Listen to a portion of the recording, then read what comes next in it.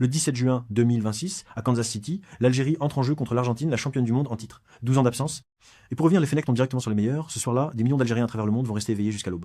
Ce match, c'est bien plus qu'un match de football. Et je vais vous expliquer pourquoi. La dernière fois que l'Algérie a joué en Coupe du Monde, c'était au Brésil en 2014. Les Fennecs avaient fait un parcours historique. Qualifiés pour les huitièmes de finale pour la première fois de leur histoire, éliminés par l'Allemagne, future championne du monde après prolongation, sur le score de 2-1. Des joueurs comme Fegouli, Meboli, Slimani, une génération dorée qui avait soulevé tout un peuple. Depuis 12 ans de disette mondiale, 12 ans sans mondial. Et là, en 2026, les Fennecs sont de retour. 5e participation de l'Algérie dans l'histoire de la compétition. Et pour leur retour, ils héritent du groupe J avec l'Argentine, l'Autriche et la Jordanie. Ce groupe n'est pas un cadeau. Mais l'histoire de l'Algérie en Coupe du Monde a toujours été faite de défis impossibles relevés. Permettez-moi de vous rappeler quelque chose. Le 16 juin 1982, à Gijón en Espagne, pour sa toute première participation à une Coupe du Monde, l'Algérie affronte la RFA, l'Allemagne de l'Ouest, championne d'Europe en titre, grande favorite du tournoi. Personne ne donne cher de la peau des Algériens. Et pourtant, Madjer ouvre le score à la 54e minute. Belloumi enfonce le clou à la 68e. L'Algérie bat l'Allemagne 2-1. C'est la première victoire d'un pays africain face à une équipe européenne en Coupe du Monde. Un séisme planétaire. Ce souvenir, chaque Algérien le porte en lui. Et en 2026, face à l'Argentine, l'histoire pourrait-elle bégayer? Regardons les réalités en face. L'Argentine est la grande favorite du groupe J, championne du monde en 2022 au Qatar. Elle arrive avec un effectif taillé pour aller au bout. Julian Alvarez, Lautaro Martinez, Emiliano Martinez dans les buts, une équipe complète, rodée, qui a tout gagné ces 4 dernières années.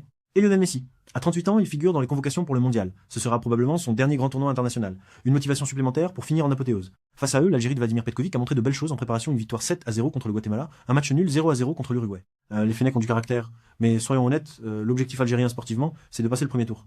Et pour cela, les matchs contre la Jordanie et l'Autriche seront décisifs. Le match contre l'Argentine, lui, c'est un test de vérité, une jauge. Jusqu'où peut aller cette équipe. Mais parlons de ce que ce match représente vraiment.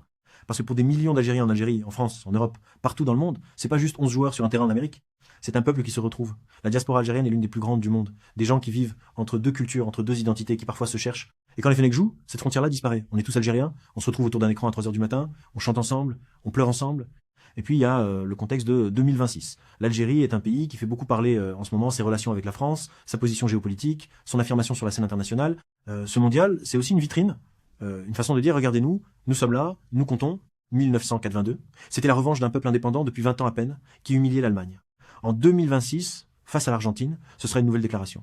Alors, mon pronostic, je vais pas vous mentir, l'Argentine est favorite, et ça se verra probablement sur le score final. Mais l'Algérie va les faire souffrir, ces Fennecs-là ont quelque chose, un orgueil, une envie de prouver, et dans le football, l'orgueil ça compte. Ce que je vous dis avec certitude, le 17 juin 2026, des millions de personnes à travers le monde vont regarder ce match avec une question dans la tête, et si l'Algérie refaisait 1982?